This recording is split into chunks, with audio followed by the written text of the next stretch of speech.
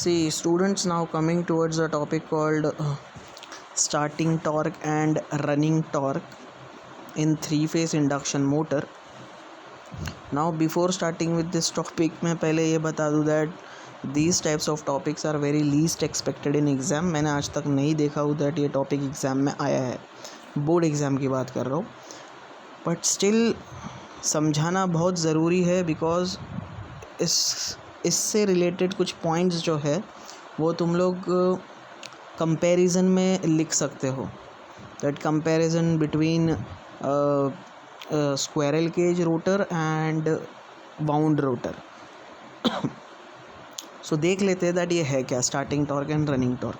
Where इससे ये समझ में आ रहा है दैट स्टार्टिंग टॉर्क मतलब इनिशियल जब मोटर स्टार्ट होगा उस टाइम पे जो टॉर्क है उसकी बात कर रहा है, and when the motor runs at that time जो टॉर्क होगा वो उसकी बात कर रहा है. So before starting with this topic मैं बता दूं दैट टॉर्क क्या होता है. Torque is what any turning और twisting force about an axis is called as torque. Now ये कहाँ लगता है, ये रोटर पे लगता है या रोटर की शाफ्ट पे लगता है मतलब घुमाता है. तो torque is what any turning और twisting force about an axis is called as torque. Now starting torque. See starting torque के बारे में जब मैं बात करूँगा तो मैं बात करूँगा instant, at an instant, initial है जब मोटर स्टार्ट होने ही वाला है उस टाइम का टॉर्क. ओके, स्टार्टिंग टॉर्क का ये एक्सप्रेशन यहाँ दिया है. नाउ ये एक्सप्रेशन है k E R square R R then divided by R R square plus X R square. Now ये एक्सप्रेशन जो है इसका डेरिवेशन है. ये एक्सप्रेशन कैसे बना, कैसे आया, as per we are in 12th standard. वो जो डेरिवेशन है वो इंजीनियरिंग में आता है, तो वो यहाँ उसको लाना एंड उसको सॉल्व करना इम्पोर्टेंट नहीं है. सेकेंड थिंग, हमको जस्ट ये जो ये जो एक्सप्रेशन है इसको मेमोराइज़ करना है. मैं हेल्प आउट कर दूंगा दैट इसके अंदर कैसे होगा क्या होगा, आप सिर्फ देख लो. नाउ स्टार्टिंग टॉर्क जो है उसका एक्सप्रेशन में पहला जो टर्म है टर्मिनोलॉजी वो है के is constant and it is denoted as 3/2 pi ns. Now you all know that what is ns, it is 120 f by p, where ns is synchronous speed but it is in seconds. Now e मतलब voltage होता है and r जो यहाँ उसने दिया है that is of rotor voltage. r का मतलब समझ जाओ दैट ये रोटर को डिस्कस कर रहा है. So E R is voltage of rotor. Now what is RR? It is rotor resistance. Now यहाँ समझ में आ गया होगा आपको. RR means rotor resistance and XR is rotor reactance. As we are talking about AC supply, हम AC की बात कर रहे हैं तो यहाँ सिर्फ रोटर की बात नहीं कर सकते, यहाँ हमको इम्पीडेंस लाना पड़ेगा सिस्टम में. तो combination of rotor and reactance, combination of resistance and reactance is impedance. तो तुम लोग देख सकते हो दैट ये जो फॉर्मूला है ये बना है इम्पीडेंस का फॉर्मूला. ओके, नाउ ये सारी चीज़ें हमको मेमोराइज़ करनी है. मैं इसका डेरिवेशन यहाँ नहीं बता सकता, वो पूरा टाइम वेस्ट है. तुमको कैसे भी करके इस एक्सप्रेशन को मेमोराइज़ करना है. इसके जो आउटकम्स है मैं यहाँ बताऊँगा तुम लोग को. पहली चीज़ तो ये है दैट जो स्टार्टिंग टॉर्क है वो यहाँ मुझे ये समझ में आ रहा है that it is directly proportional to rotor resistance. Starting torque is directly proportional to rotor resistance. इस एक्सप्रेशन को देख के उसने पहला एक पॉइंट बना दिया at starting torque is directly proportional to rotor resistance. उसके बाद उसने यहाँ क्या बताया है दैट ये रोटर रेजिस्टेंस के डायरेक्टली प्रोपोर्शनल है but also it is directly proportional to rotor का वोल्टेज और the square of the rotor voltage. अब वो उसको ई आर स्क्वायर ले लो या वी का स्क्वायर ले लो, it is one and the same. But इसने पहला एक आउटकम ये बनाया दैट स्टार्टिंग टॉर्क जो है it is directly proportional to rotor का रेजिस्टेंस.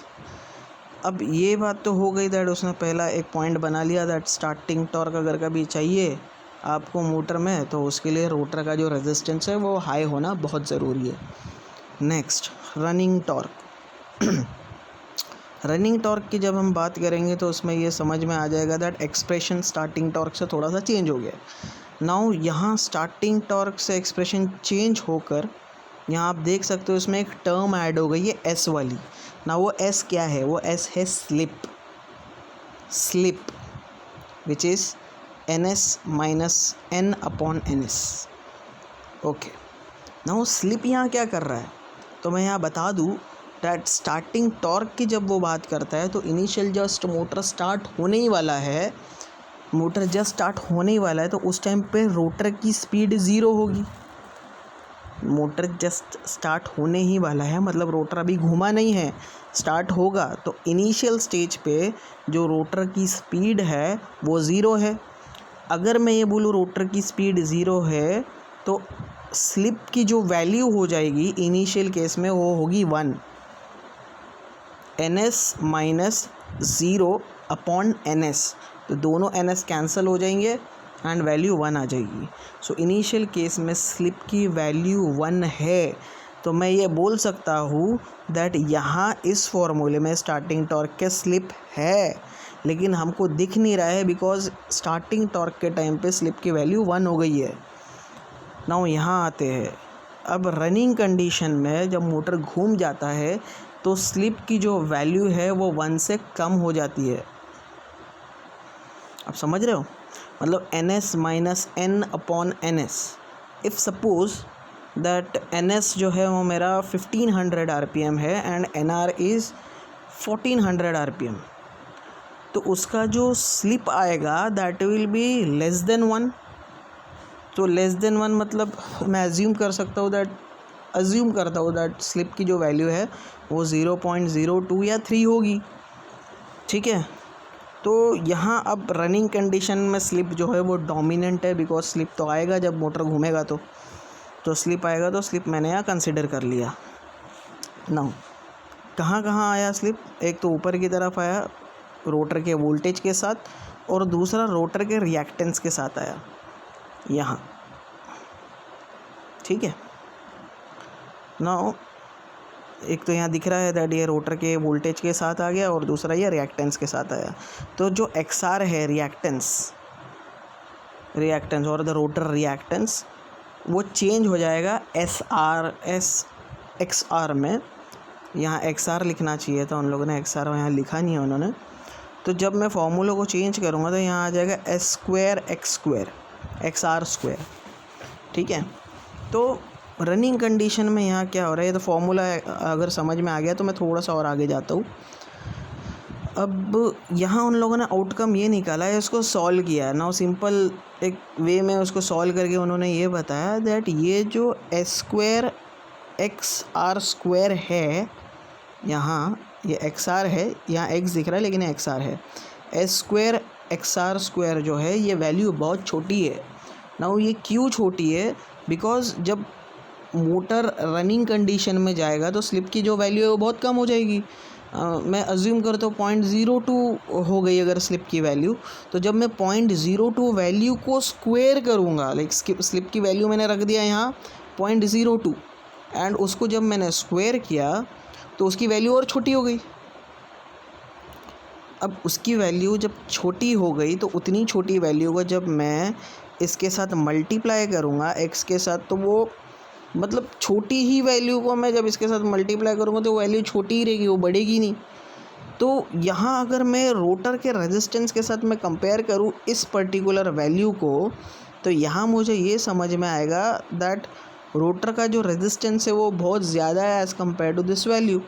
तो इस वैल्यू को मैं निगलेक्ट कर दूँगा यहाँ, बिकॉज यहाँ कैसी हो जाएगी वैल्यू, मैं जस्ट एक एग्जांपल दे रहा हूँ दैट रोटर रेजिस्टेंस अज्यूम करो दैट यहाँ वैल्यू 10 है एंड ये X² XR² की वैल्यू 0.0001 है। तो मुझे एक बात बताओ, 10 प्लस, या फिर मैं ऐसा लिखूँ 10 प्लस 0.00001, इसको जब ऐडअप करेंगे तो वो 10 की वैल्यू पे बहुत कम इफेक्ट करेगा। इसलिए मैं क्या करूँगा, इस पूरे एक्सप्रेशन को S² XR² को निगलेक्ट कर दूँगा। तो मेरा जो एक्सप्रेशन बनेगा वो बनेगा KSER² RR अपॉन RR²। अब यहाँ हम देख सकते हैं दैट ऊपर का जो रेजिस्टेंस है RR और नीचे का जो RR² है ये कैंसिल होगा। तो ऊपर का RR कैंसिल हो गया, नीचे का एक RR बच गया। तो अब इन लोगों ने एक एक्सप्रेशन निकाला दैट रनिंग कंडीशन में, टॉर्क रनिंग कंडीशन में रोटर रेजिस्टेंस के इन्वर्सली प्रोपोर्शनल है।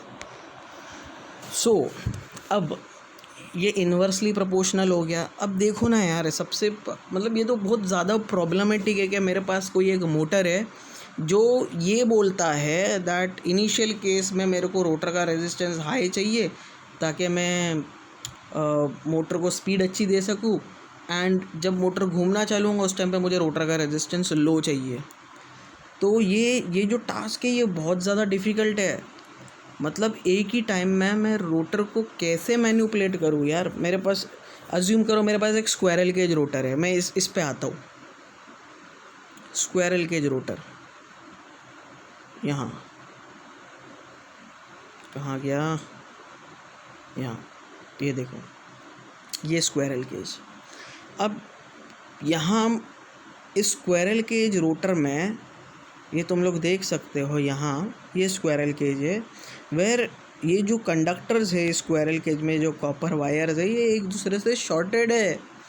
शॉर्ट है इसका मतलब स्क्वायरल केज का रेजिस्टेंस कम है। जब कोई भी चीज़ शॉर्ट होती है, लाइक ओपन सर्किट की बात करते हैं, when the circuit is open at that time resistance is infinity, but when the circuit is shorted at that time, that infinite resistance will tremendously decrease to some finite value, and that value will be the rotor का resistance।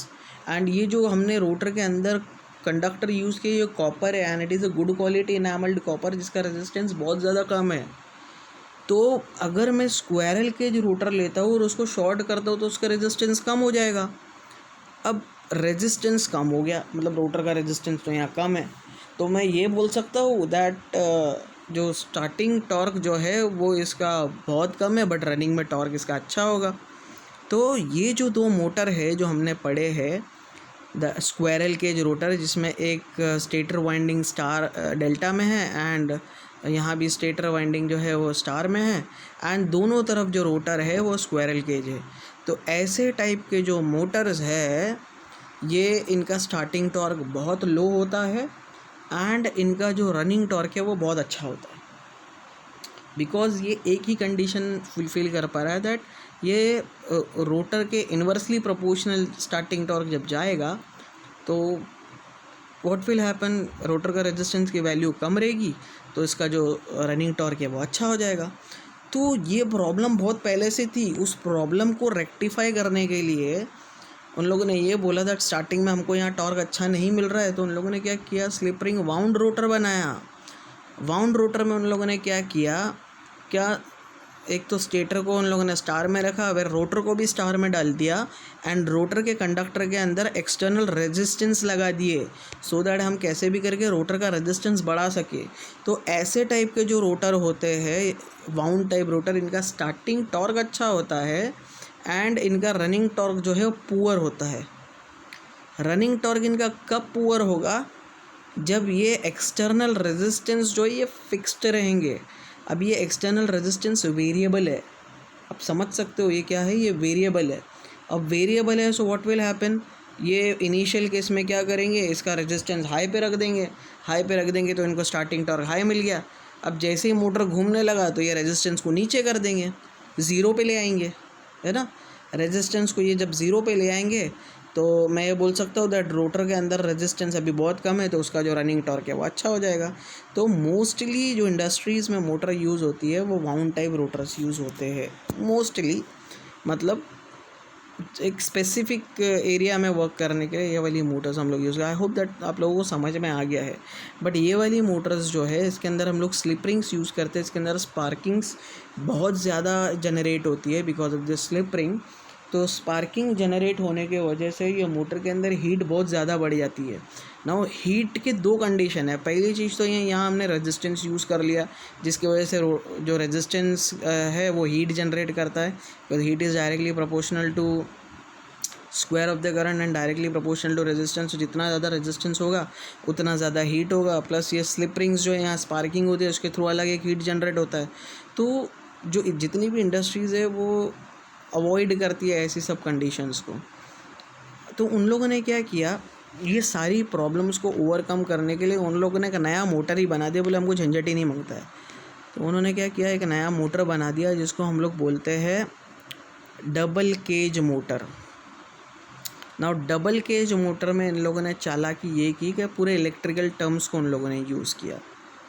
Double cage motor जहाँ तुम लोग ये देख सकते हो that ऐसा कुछ रोटर उन लोगों ने बनाया, डिज़ाइंड किया, जहाँ इन लोगों ने आउटर केज जो है उसके अंदर हाई रेजिस्टेंस रखा, आयरन मटेरियल और ब्रास मटेरियल डाल के, वेर इनर केज जो है उसको लो रेजिस्टेंस कॉपर वाइंडिंग से डाल दिया।